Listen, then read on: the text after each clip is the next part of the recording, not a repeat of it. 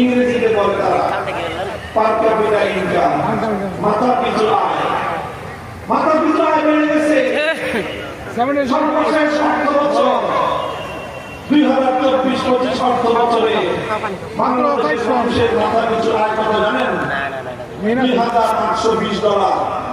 বাংলাদেশি মুদ্রায় মাথা পিছু প্রত্যেক বাংলাদেশি নাগরিকের মাসিক আয় হলো 3,40,000 টাকা।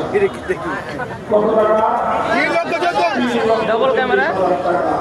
এই বিশাল জনসমস্যা প্রশ্ন করি, এখানে কয়জন মানুষ আছেন মাসে 3,40,000 টাকা ইনকাম করেন?